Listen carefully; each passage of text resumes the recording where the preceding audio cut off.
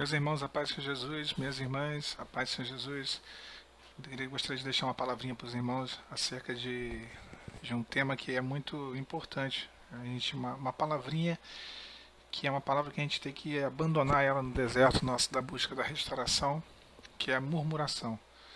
A murmuração ela atrasa a nossa estada no deserto e ela é um fator de inibição da operação de Deus na nossa vida, do milagre de Deus no nosso coração, na nossa família, no deserto da restauração. A palavra fala em Números, capítulo de número 14, versículo 27 e 30, o seguinte: Até quando sofrerei esta má congregação que murmura contra mim? Tenho ouvido as murmurações dos filhos de Israel, com que murmuram contra mim. Versículo 30: Não entrareis na terra pela qual levantei a minha mão, que vos faria habitar nela, salvo Caleb, filho de Jefoné, e Josué, filho de Num. Irmãos, o povo de Israel ele peregrinou durante 40 anos no deserto e praticamente uma geração inteira ela morreu no deserto devido à murmuração, por conta de reclamar, de aborrecer a Deus, com essa questão da murmuração o tempo todo. Israel murmurou e deitou no deserto por causa dessa característica que o povo tinha. Os murmuradores, né, eles são pessimistas por natureza, né, eles preferem ver o lado ruim das coisas ou as possibilidades ruins, as impossibilidades até mesmo, do que ver o lado bom, as possibilidades ou aquilo que Deus pode realizar. Eles têm uma perspectiva tanto quanto ruim. E até argumentam dizendo que não são pessimistas, que são realistas, né? A gente pode até dizer que realmente são realistas, mas dentro de uma realidade humana.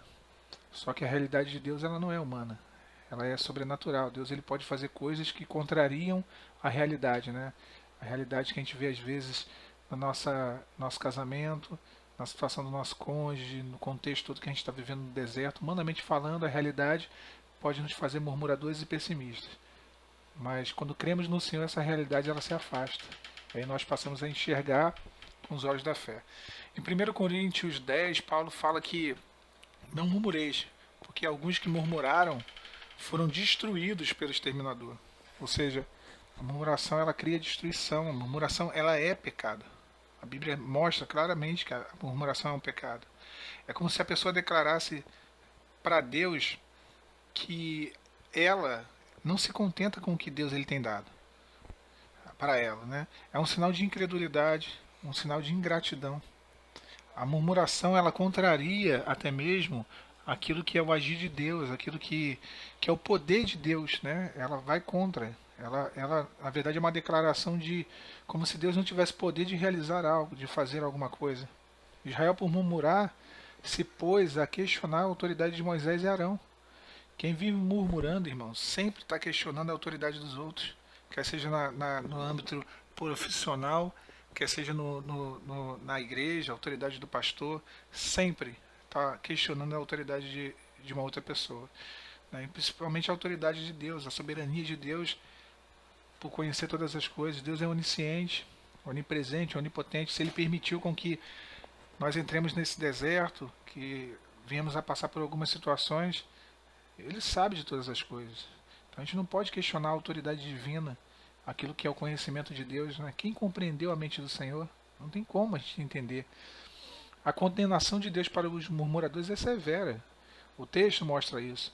Toda aquela geração morreu no deserto. Somente Josué e Caleb, porque tiveram um bom parecer, tiveram um bom ânimo, se esforçaram. Só eles dois entraram na terra prometida. Uma geração inteira caiu no deserto. Por quê? Porque murmurava, vivia de murmuração. Um outro aspecto que o murmurador tem também, ele tem mania de sempre olhar para trás. O povo de Israel, ao invés de olhar para o futuro, para a terra prometida, para aquilo tudo que ele ia vivenciar a partir do momento que ele saísse do deserto, ele preferia fixar os olhos no passado, na escravidão do Egito. Irmãos, esse deserto não é para nos matar. Esse deserto, ele não é para poder fazer com que a gente venha morrer nele, de forma alguma. Nós devemos fixar o nosso olhar para a restauração, para aquilo que Deus vai fazer, de como será nosso casamento, a nossa família após a restauração, os milagres que Deus fará, ficar imaginando, sonhando com Deus agindo, né, com a nossa família restaurada, como se dará o ato da reconciliação. E isso é muito melhor do que a gente ficar olhando para trás, fixando os olhos no passado, pensando naquilo que aconteceu de ruim, naquilo que já passou, naquilo que a gente não pode reverter. Paulo diz: uma coisa eu faço e agora é, esquecendo-me das coisas que para trás ficam e olhando para as que diante de mim estão, eu prossigo para o alvo. Irmãos, a gente não pode lembrar, a gente tem que esquecer das coisas que para trás ficaram. Mas um aspecto do murmurador, ele tem uma vocação de olhar para trás e não fixar os olhos para frente, né? A murmuração, ela vem junto com a crítica e ela é contagiosa. A gente pode reparar que 2 espias eles tiveram um bom parecer, mas 10 espias falaram que a terra prometida era uma terra de gigantes, uma terra muito difícil, e começaram a reclamar ali, falar: por que nos trouxe aqui para morrer? E isso contagiou o povo. A murmuração, ela é contagiante. O murmurador, ele nunca murmura sozinho, né? Ele não se contenta em murmurar sozinho. Então ele sempre leva esse contágio. É uma coisa que a gente tem que ter muito cuidado, nós que estamos buscando a restauração. Às vezes a gente vê o murmurador num grupo, né? Eu particularmente tenho muito cuidado com isso. Eu não costumo ficar em grupos de WhatsApp, de Telegram, de grupos onde as pessoas têm um murmurador, porque aquilo dali contagia, aquilo dali desanima, desmotiva, tira a esperança. A murmuração, ela tem essa característica, né? A murmuração é uma forma de tentação. O inimigo, ele usa a murmuração para nos afastar do projeto de Deus. Ele tenta o homem para ele cair na murmuração, para ele entrar no contexto de murmuração, para ele se desviar do projeto de Deus, para ele reclamar. Quando Israel estava ali no Egito, perdão, no deserto, né, Israel reclamava de tudo, da provisão de Deus, do maná, dizia que o maná era um pão pequeno e insuficiente, que queriam comer carne, cordonizes, né? Até Moisés, você vê que a murmuração ela contagia tanto que até Moisés, era um servo do Senhor, um servo cheio do Espírito Santo, da autoridade de Deus, ele em dado momento ele questionou, quando Deus falou assim: olha, esse povo quer cordonizes, quer carne, eu vou dar para eles carne. Aí Moisés questiona: tu vai fazer o quê? Acaso brotará gado no meio do deserto e tu degolará? Então assim, e Deus, ele fez o milagre. Deus falou: olha, para que tu saiba que a minha palavra se cumpre, eu o farei. E Deus fez vir aves, e ali eles comeram de tanta carne que até saiu pelo nariz deles. Então, irmãos, a murmuração é um dos maiores fatores de inibição do poder de Deus, de permissão, de ilegalidade e de impedimento do agir de Deus na nossa vida, o impedimento do agir de Deus na restauração da nossa família e do nosso casamento. Então, os irmãos, fiquem bem atentos quanto a essa questão da murmuração, porque de fato a murmuração é uma cilada, é uma cilada. Não caiam na bobeira de parar para dar ouvido, de reclamar, de murmurar. Tenham um bom parecer. Lembre-se, só entraram na Terra dois, né? Claro que entrou uma geração inteira nova, mas aquela geração que saiu do Egito morreu no deserto. E os filhos deles que entraram na Terra Prometida. Daquela geração que saiu do Egito, só 2 entraram na Terra Prometida. Somente 2 entraram na Terra Prometida, Josué e Caleb. E por quê?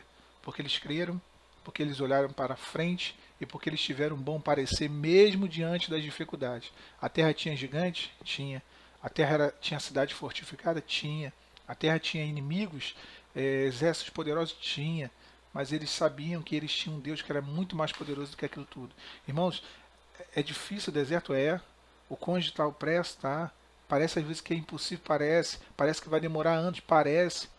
Mas nós sabemos que nós temos um Deus que cuida e peleja por nós. E que Ele não permitirá. Ele dará a vitória. Ele abrirá todas as portas que estão fechadas. Ele destruirá todas as cidades fortificadas, todos os gigantes que se levantam. Então, quem teve um bom parecer, quem teve um espírito animoso, entrou na terra e tomou posse da promessa.